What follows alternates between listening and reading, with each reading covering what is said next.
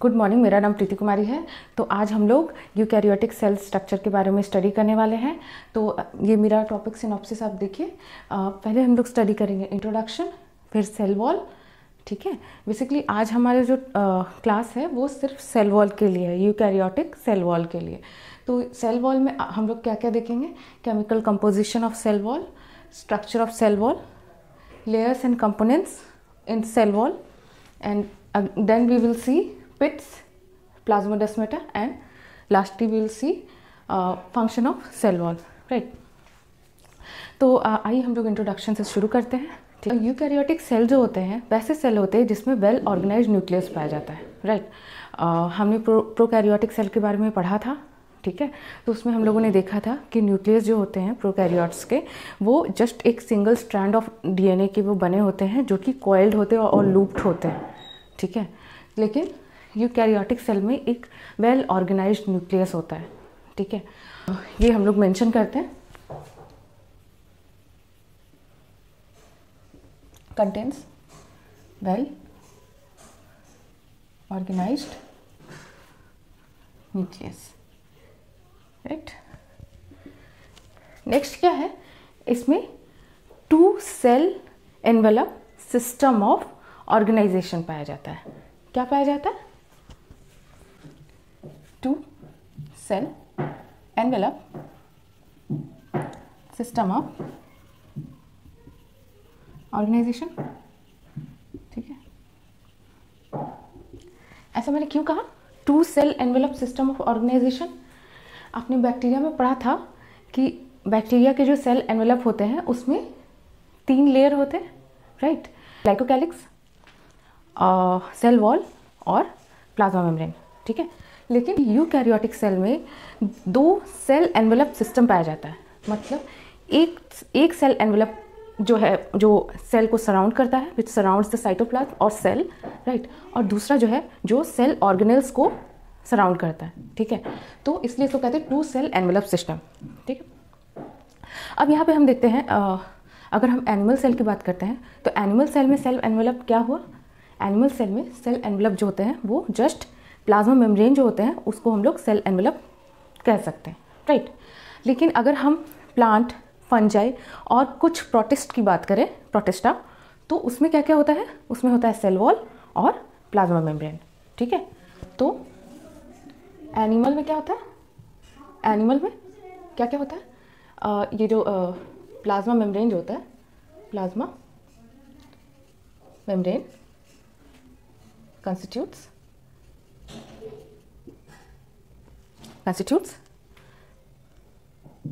Cell envelope, right?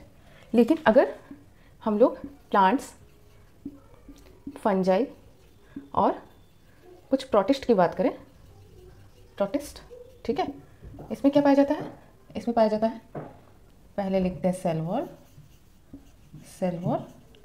Plus plasma membrane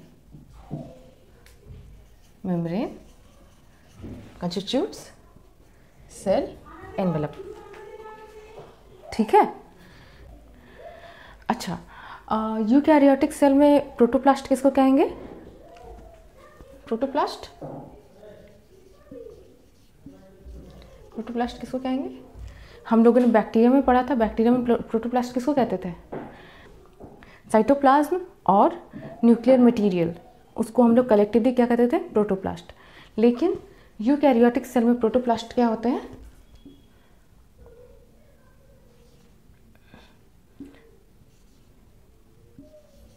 cytoplasm तो होते ही है, ठीक है। न्यूक्लियर मटेरियल, न्यूक्लियोप्लाज्म बोल सकते हैं या न्यूक्लियस बोल सकते हैं, न्यूक्लियस। और इसके साथ इसमें क्या होता है? वैक्यूल्स होते हैं। ठीक है, वैक्यूल्स। तो ये वैक्यूल्स जो है ये क्या एनिमल्स में पाया जाता है? Answer is yes. ठीक है, वैक्यूल्स जो होते हैं प्लांट और एनिमल दोनों में पाया जाता है। ठीक है, लेकिन अगर ये प्लांट में होते हैं तो ये लार्ज साइज़ के होते हैं, और अगर हम एनिमल और स्मॉल न्यू प्लांट की बात करें तो वैक्यूल्स के साइज़ उसमें जो होते हैं वो स्मॉल होते हैं, और ये न्यूमरस होते हैं। नेक्स्ट हम लोग देखते हैं सेल वॉल, ठीक है।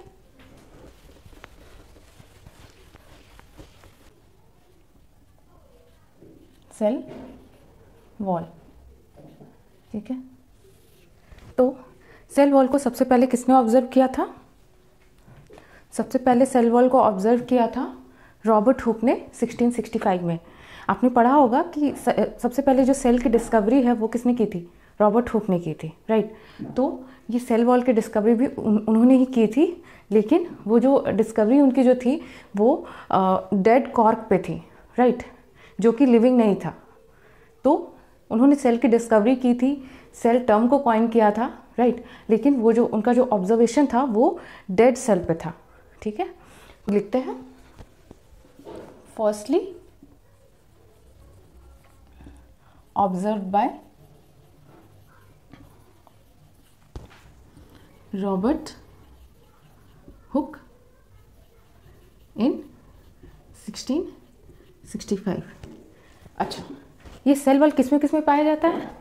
हाँ, प्रोकैरियोट्स में पाया जाता है। हाँ, प्रोकैरियोट्स में सेल वॉल पाया जाता है। इसके अलावा ये फंजाई में, राइट, और प्लांट्स में, ठीक है, और कुछ प्रोटिस्ट में भी पाया जाता है, ठीक है। तो ये कहाँ पाया जाता है? Found in prokaryotes, fungi,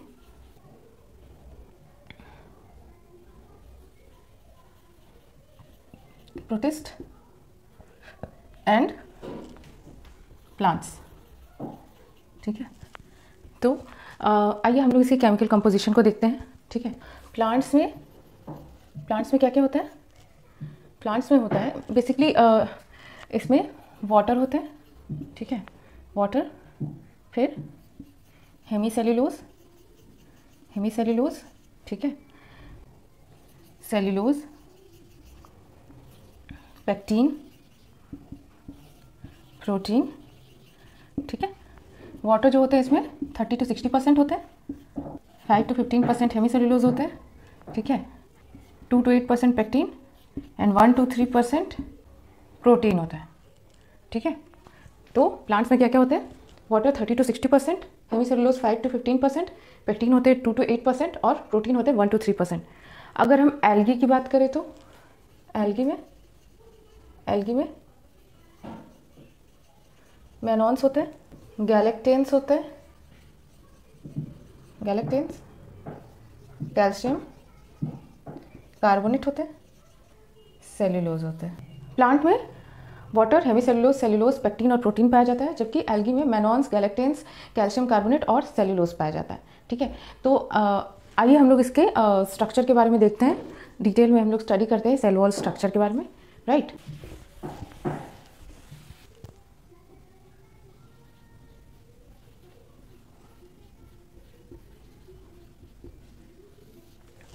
cell wall के स्ट्रक्चर को हम लोग 3 पार्ट में डिवाइड कर सकते हैं, मैट्रिक्स, माइक्रोफाइब्रिल्स और सेल वॉल डिपोजिशन में, राइट। तो हम लोग शुरू करते हैं मैट्रिक्स से।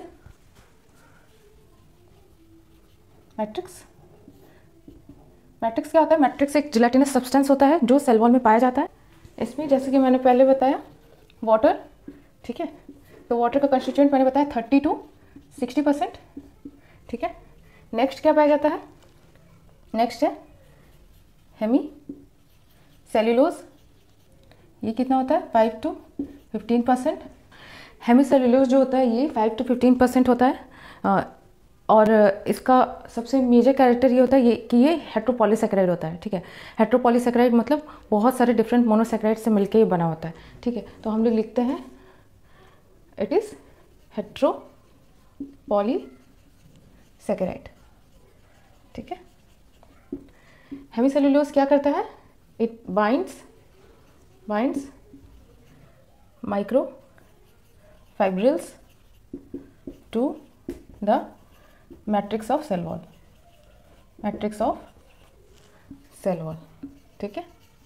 नेक्स्ट कंपोनेंट जो है वो है पेक्टीन, ठीक है।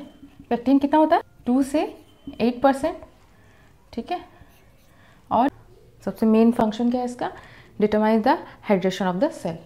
तो लिखते हैं determines the hydration of the cell, ठीक है। It helps in cross linking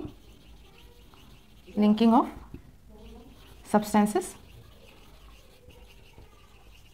ठीक है, टू एडजेसेंट सेल,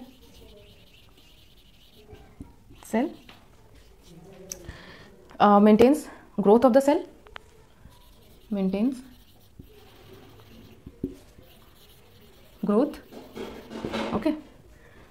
और क्या, it helps in orientation of this microfibrils, ठीक है, help in orientation of microfibrils, ठीक है।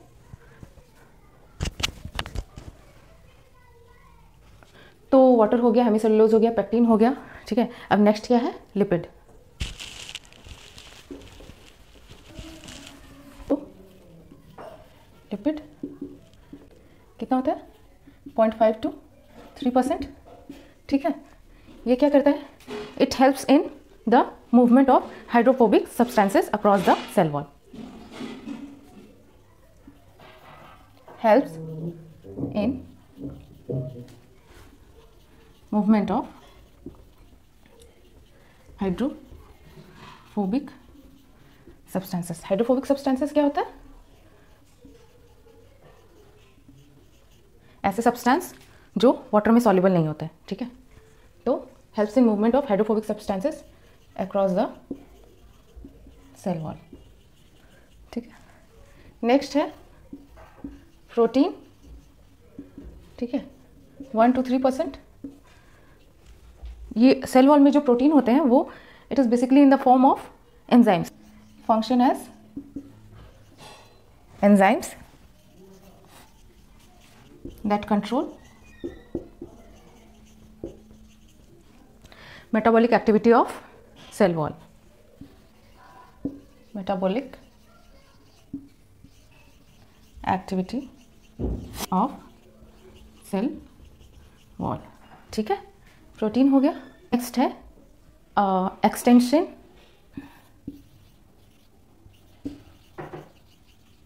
ये क्या करता है, it binds pectin and hemicellulose, ठीक है, हेमीसेलुलोज। नेक्स्ट है expansin, expansin breaks the connection among microfibrils,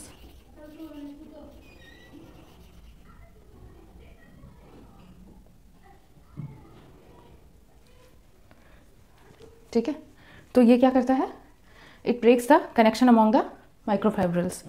क्यों करता है, why it break the connection among the microfibrils, to create space for new microfibrils, right. तो ये है एक्सपेंशन। नेक्स्ट जो है वो है आर्बिनोगैलेक्टिन प्रोटीन, 8 नंबर, आर्बिनोगैलेक्टिन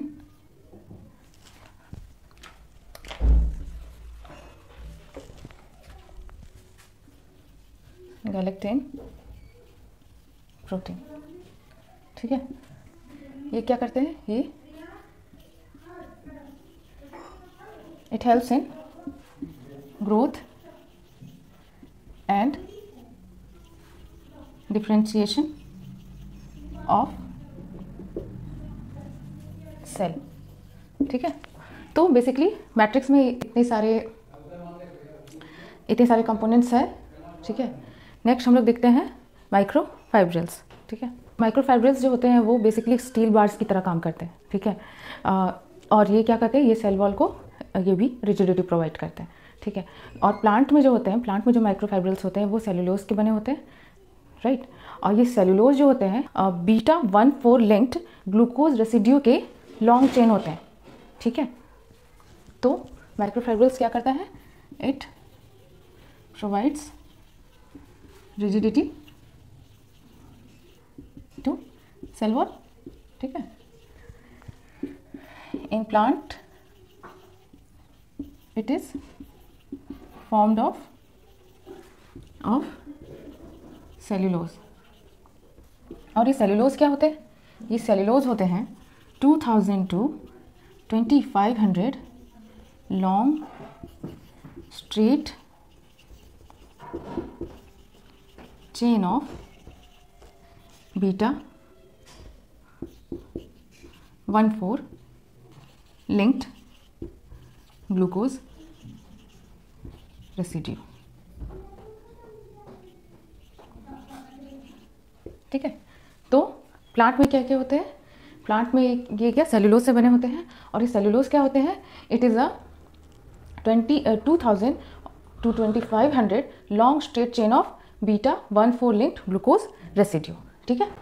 तो ये हो गया माइक्रोफाइब्रिल्स प्लांट में, ठीक है।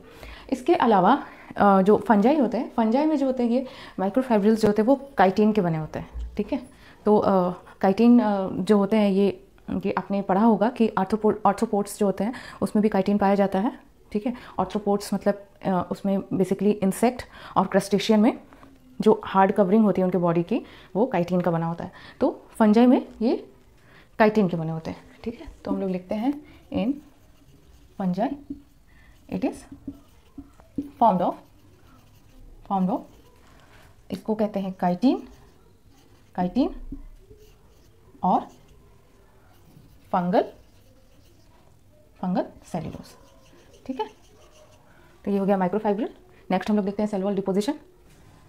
सी सेल वॉल डिपोजिशन, ठीक है। तो सेल वॉल डिपोजिशन जो होते हैं ये इनऑर्गेनिक भी हो सकते हैं और ऑर्गेनिक भी हो सकते हैं, राइट। तो सबसे पहले हम लोग देखते हैं सिलिका, ठीक है। सिलिका जो होते हैं ये ग्रास के जो एपिडर्मल सेल जो होते हैं उसमें पाए जाते हैं, ग्रास स्टेम, ग्रास लीफ, ठीक है। और बहुत सारे टेरिडोफाइट्स में भी पाए जाते हैं। टेरिडोफाइट्स जो होते हैं प्लांट का एक ग्रुप होता है, तो आगे हम लोग जब उसका क्लासिफिकेशन जब स्टडी करेंगे तब हम लोग उसको देखेंगे। तो बेसिकली सिलिका जो होता है वो ग्रास के स्टेम, ठीक है, ग्रास के स्टेम, ग्रास लीव्स उसके एपिडर्मल सेल में पाया जाता है, ठीक है। आउटर लेयर में पाया जाता है, आउटर वॉल में पाया जाता है। तो it is found in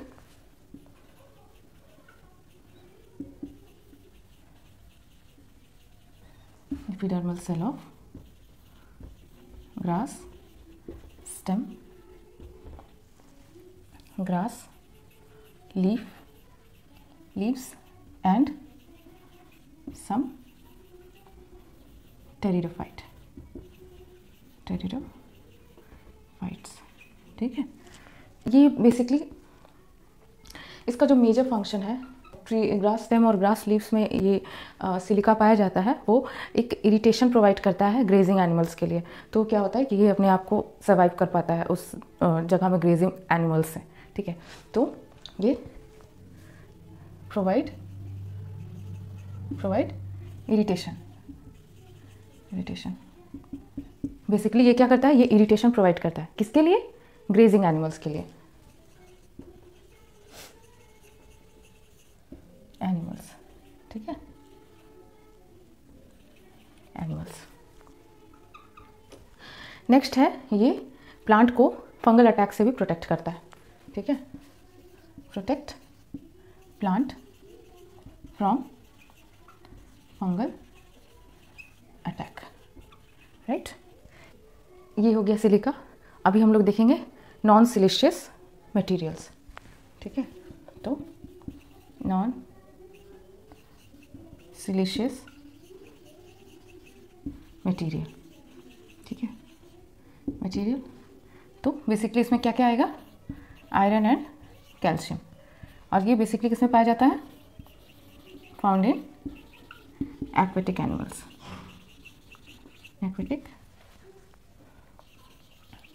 plants, ठीक है। Example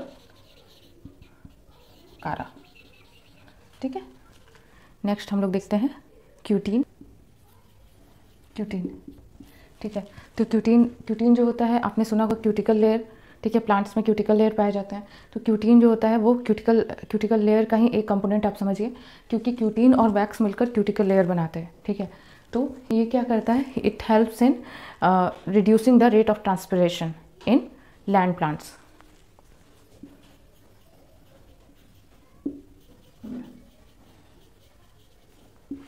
helps in reducing the rate of transpiration in land plants। ठीक है, plants। और क्या है, along with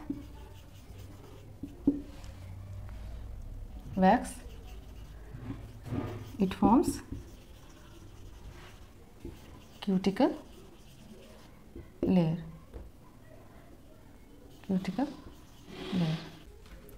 नेक्स्ट होता है सबरीन। ये क्या करता है, ये it makes the cell wall impermeable to water. ठीक है, ये कहाँ पाया जाता है, ये पाया जाता है कॉर्क सेल में और इंडोडर्मल सेल में। Found in cork cell and endodermal cell, वहीं पाया जाएगा जहाँ पे वाटर की रिक्वायरमेंट नहीं होगी। ठीक है, इंडोडर्मल सेल। ठीक है, नेक्स्ट है वैक्स। तो वैक्स का भी यही फंक्शन है जो क्यूटीन का है। ठीक है, ये क्या करता है, रेट ऑफ ट्रांसपिरेशन को स्टॉप करता है, ठीक है, तो stops the rate of transpiration. ठीक है, वैक्स। लिग्निन। ठीक है, लिग्निन जो होता है, ये जो माइक्रोफाइब्रिल और मैट्रिक्स का जो नेटवर्क होता है, उस कनेक्शन को ये एक तरह से वो स्ट्रेंथन करता है। तो हम लोग ये लिखते हैं, it strengthen the connection between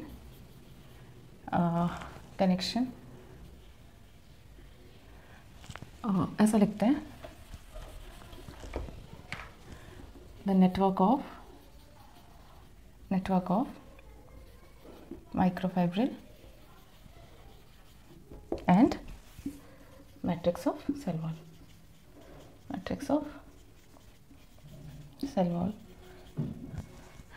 friends, आप ये जो है कंपोजिशन और स्ट्रक्चर जो है, आई कैन अंडरस्टैंड ये बहुत डिफ़िकल्ट लग रहा होगा आप लोगों को, लेकिन ये बहुत इम्पॉर्टेंट है। एक एक पॉइंट जो है वो इम्पॉर्टेंट है। ठीक है, तो आप लोग इसको ज़रूर अच्छे से अपने दिमाग में रखिए। ठीक है, तो आगे हम लोग देखेंगे। ये देखिए, हम लोगों ने क्या क्या कंप्लीट कर लिया, सेल कंपोजिशन कर लिया, स्ट्रक्चर कर लिया, स्ट्रक्चर में मैट्रिक्स देख लिया, माइक्रोफाइब्रिल्स देख लिया, सेल वॉल डिपोजिशन देख लिया। ठीक है, तो नेक्स्ट हम लोग अब क्या देखेंगे, अब हम लोग देखेंगे लेयर्स और components of cell wall. Right, तो अभी हम लोग शुरू करते हैं, layers and components of cell wall. Layers of cell wall. ठीक है, तो सेल वॉल में 3 लेयर होते हैं, मिडिल लेमेला, प्राइमरी वॉल और सेकेंडरी वॉल। देखिए, मैं आपको एक इमेज में बताती हूँ। ठीक है, तो बेसिकली देखिए, ये मैंने स्ट्रक्चर बनाया है सेल वॉल का। ठीक है, सेल वॉल के डिफरेंट लेयर्स का। तो अगर आप मान लो ये एक सेल है, राइट, एक सेल है और एक सेल ये है। ठीक है, एक मान लो यहाँ है, तो ये मान लो C1 है, C2 है, C3 है। ठीक है, तो 2 सेल के बीच में ऐसा एक पार्टीशन होना ज़रूरी है जो डिफाइन करे कि कितना पार्ट जो है सेल C1 का है और कितना पार्ट जो है वो C2 का है। ठीक है, तो यही पार्टीशन जो है वो है मिडिल लेमेला। ठीक है, तो ये मैंने बना दिया पार्टीशन। ठीक है, इतना पार्ट है सेल C1 का है, इतना पार्ट C2 का है। ठीक है, यही हो गया हमारा मिडिल लेमेला। ठीक है। यहाँ पे मिडिल लेमेला को मैंने यहाँ बनाया है, ये लाइन है मिडिल लेमेला, ये है पेक्टिन, ये है प्राइमरी सेल वॉल, राइट। ये हो गया सेकेंडरी सेल वॉल, ठीक है। ये है S1, S2, ये वाला S2 और ये S3, ठीक है। इसके बाद फिर ये सेल C1 है यहाँ, और यहाँ पे है C2, ठीक है। तो अभी हम लोग शुरू करते हैं मिडिल लेमेला से, ठीक है। आइए देखते हैं मिडिल लेमेला। तो मिडिल लेमेला, ठीक है। ये मिडिल लेमेला जो है ये एक थिन एमॉर्फस मैट्रिक्स है, ठीक है। थिन एमॉर्फस मैट्रिक्स है which interconnects two adjacent cells. हम लोग लिखते हैं thin amorphous intracellular matrix between two plant cell, ठीक है, प्लांट सेल। इसमें मिडिल लेमेला में क्या क्या होते हैं? इसमें होते हैं कैल्शियम पैक्टेट, मैग्नीशियम पैक्टेट और पैक्टीन, ठीक है। तो it consist of calcium pectate,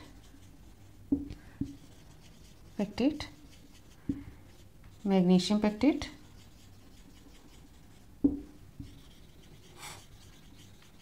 and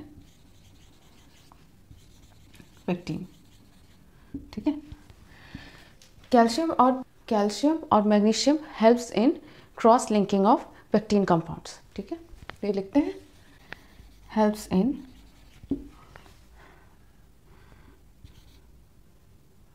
transfer of cross linking of pectin compounds. जब फ्रूट राइप हो जाते हैं तो पैक्टीन जो है वो पार्शियली सॉल्युबलाइज हो जाता है, ठीक है, जिसकी वजह से फ्रूट जो है वो सॉफ्ट हो जाता है। तो हम लोग लिखेंगे softening of ripe fruit is due to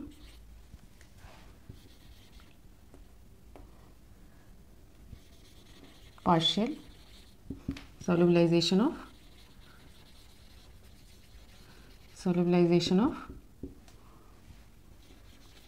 pectin present in middle lamella, ठीक है। तो ये हो गया हमारा मिडिल लेमेला। आइए हम लोग नेक्स्ट देखते हैं primary cell wall. Primary cell wall ये क्या होते हैं? ये मिडिल लेमेला के अंदर होते हैं, ठीक है, found inner to middle lamella, ठीक है। और ये कहाँ पाए जाते हैं? ये पाए जाते हैं found in meristematic and parenchyma tissue of plant cell, ठीक है। ये जो पैरेन्काइमा टिश्यू जो होते हैं ये बेसिकली कहाँ पाए जाते हैं प्लांट में? कॉर्टेक्स में, पिथ में, ठीक है, फ्रूट में, ये सारी जगह में ये पैरेन्काइमा टिश्यू पाए जाते हैं, राइट। पैरेन्काइमा टिश्यू जो होते हैं वो न्यू टिश्यूज़ को कह सकते हैं और इसमें एबिलिटी होती है डिवाइड करने की, ठीक है। तो ये पाए जाते हैं पैरेन्काइमा टिश्यू में, ठीक है। यहाँ पे हम लोग दो टर्म लेंगे, एक है इंट्यूसेप्शन और एक्रीशन। ये बेसिकली इंट्यूसेप्शन और एक्रीशन ये सेल वॉल के ग्रोथ से रिलेटेड है, ठीक है। प्राइमरी सेल वॉल का जो ग्रोथ होता है वो इंट्यूसेप्शन प्रोसेस से होता है, जबकि सेकेंडरी सेल वॉल का ग्रोथ जो होता है वो एक्रीशन प्रोसेस से होता है, ठीक है। तो इंट्यूसेप्शन प्रोसेस क्या होता है? It is a process in which the cell wall growth takes place when the material enter into the cell wall. ठीक है, this process is called intussusception. तो यही हम लोग लिखने वाले हैं. The cell wall grows due to entry of materials into the wall. ठीक है, इस प्रोसेस को हम लोग क्या बोलते हैं? इंट्यूससेप्शन. ठीक है, राइट. तो ये था प्राइमरी सेल वॉल. आगे हम लोग देखते हैं secondary cell wall. Secondary cell wall, ठीक है, it lies inner to the primary cell wall.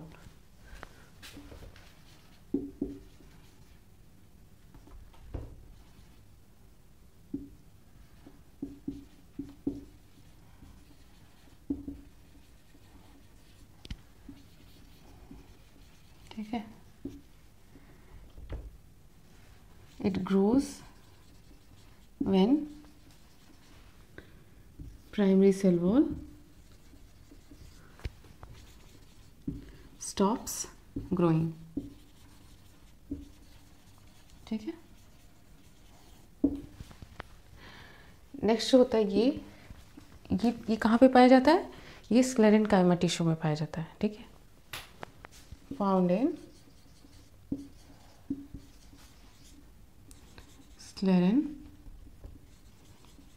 sclerenchyma tissue. ठीक है, नेक्स्ट इसमें क्या होता है? इसमें 3 लेयर्स होते हैं, 3 सब लेयर्स होते हैं. मैंने आपको बताया था S1, S2 और S3.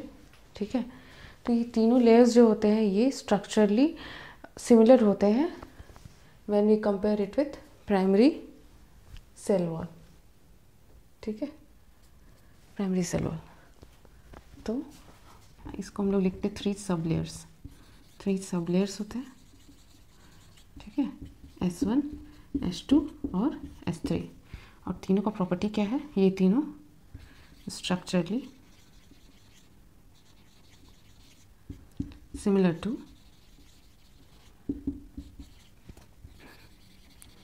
Primary cell wall. Next क्या है? ये, लेकिन इसमें डिफरेंस क्या होता है? इसके जो माइक्रोफाइब्रिल्स जो होते हैं वो प्राइमरी सेल वॉल के कंपैरिजन में लॉन्ग होते हैं. ठीक है, हाउएवर माइक्रोफाइब्रिल्स आर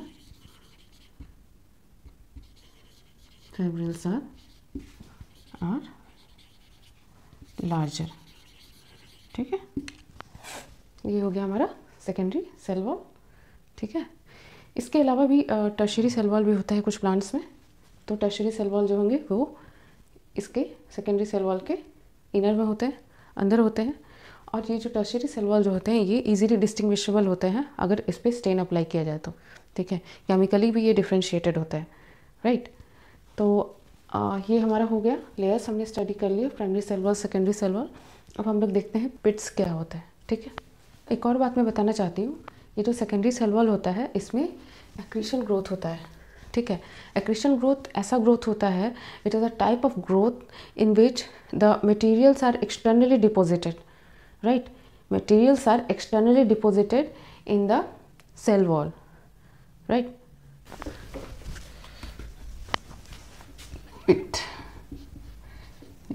पिट में हमको क्या क्या देखना है? पिट पेयर देखना है. ठीक है, ब्लाइंड पिट देखना है. पिट, ठीक है, पिट चैम्बर देखना है. चैम्बर, उसके बाद पिट के टाइप्स देखना है. ठीक है, क्या क्या टाइप्स है? सिंपल और बॉर्डर्ड. ठीक है, तो एक्चुअली पिट होता है क्या? पिट जो होता है it is a depression in the secondary wall. Okay, it is a depression in the secondary cell wall. तो पिट पेयर का मतलब है 2 एडजेसेंट सेल में अगर पिट पेयर में प्रेजेंट है तो उसको हम लोग कहेंगे पिट पेयर। तो ये देखो, ये हो गया पिट पेयर, ठीक है, देखो, ठीक है, ये हो गया। नेक्स्ट है ब्लाइंड पिट। तो ब्लाइंड पिट अगर मान लो सिर्फ एक में हो, सिर्फ एक में हो, तो वो हो गया ब्लाइंड पिट। अब देखो पिट चैम्बर क्या होता है। पिट चैम्बर जो होता है, ये देखो, ये मिडिल लेमेला है ना। और मैंने आपको क्या बताया, पिट जो होता है वो सेकेंडरी वॉल में पाए जाते हैं। तो अगर ये पिट ये जो मिडिल लेमेला और प्राइमरी वॉल जो है, इसके बीच में जो ये जो पोर्शन है, ये पोर्शन जो है, ये है पिट चैम्बर, ठीक है। तो एक एक करके हम लोग पहले लिख लेते हैं। पिट पेयर क्या होता है। पिट pair, 2 pairs of pit are present in adjacent cell, ठीक है। ब्लाइंड पिट क्या होता है, when only one pit is present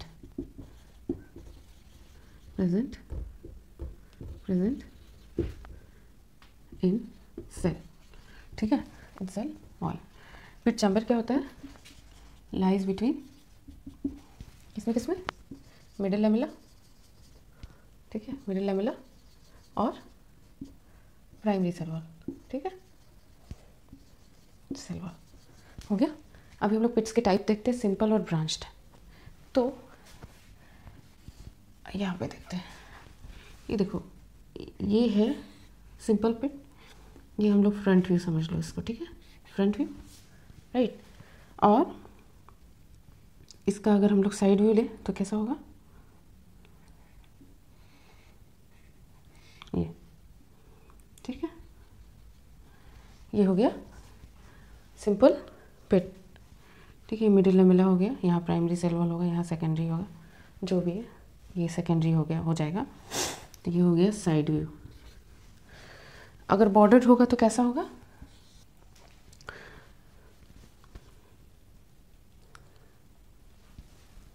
side view. तो ये हो गया पिट। अब हम लोग देखते हैं प्लाज्मोडेस्माटा। चल, प्लाज्मोडेस्माटा, ठीक है। हम लोगों ने साइनोबैक्टीरिया में पढ़ा था कि प्लाज्मोडेस्माटा जो होते हैं वो फिलामेंटस फॉर्म में पाए जाते हैं, जिसमें क्या होता है, 2 एडजेसेंट सेल के बीच में पोर्स होता है, जो कि मतलब क्या काम करता है, साइटोप्लाज्मिक ब्रिज की तरह काम करता है, ठीक है। तो यहाँ पे भी प्लाज्मोडेस्माटा का बेसिकली यही काम है।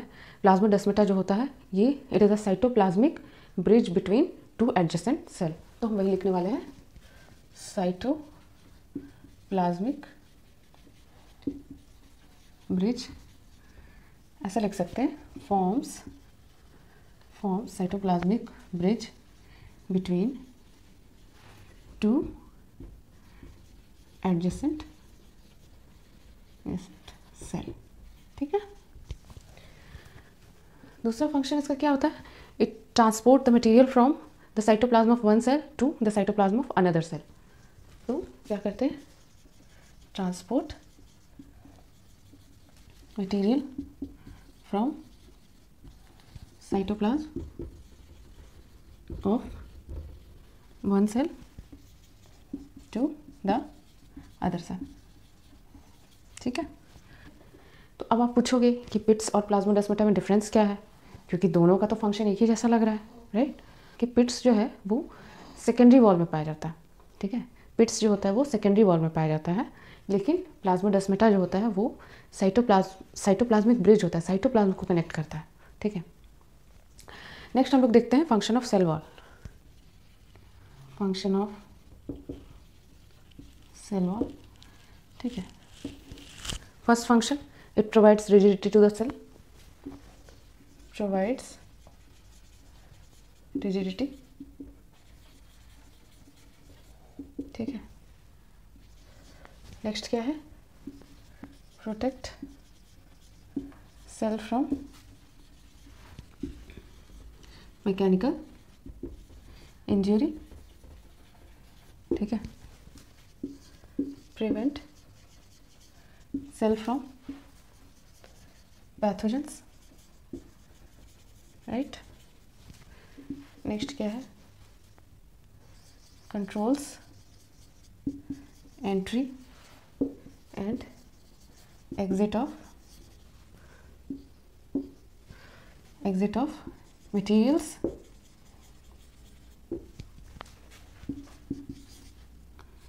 prevent out bursting of cell due to endosmosis। ठीक है, तो बेसिकली ये जो है सेल वॉल के मेजर फंक्शंस हैं। इसके अलावा भी ये बहुत सारे फंक्शंस को परफॉर्म करता है। ठीक है, यहाँ पे हम लोग लिख सकते हैं provides rigidity and shape to cell. ठीक है, तो ये था हमारा यूकैरियोटिक सेल का उसके सेल वॉल का स्ट्रक्चर। ठीक है, एक ऑर्गेनेल हम लोगों ने कंप्लीट कर लिया है, अभी बहुत सारे सेल ऑर्गेनेल्स हैं। ठीक है, यूकैरियोटिक सेल का जो वीडियो जो है बहुत सारा आने वाला है, क्योंकि एक एक सेल ऑर्गेनेल्स बहुत इंपॉर्टेंट हैं और सबको हम लोगों को अच्छे से डिस्कस करना है। ठीक है, तो आज के लिए इतना ही। राइट, आप लोग मेरे वीडियो को शेयर नहीं करते हो, वेरी बैड। आप लोगों से रिक्वेस्ट करूँगी कि प्लीज़ मेरी वीडियो को लाइक कीजिए, शेयर कीजिए, सब्सक्राइब कीजिए। ठीक है, और अगर आपको कुछ प्रॉब्लम है, कुछ पूछना है या फिर वीडियो में कुछ कमी है तो वो भी मुझे आप कमेंट करके मैसेज कर सकते हो। Right, I will surely address them. Okay, so that's all for today. मिलते हैं नेक्स्ट वीडियो में नेक्स्ट सेल ऑर्गेनेल के साथ। तब तक के लिए शुभ रात्रि, गुड नाइट, बाय।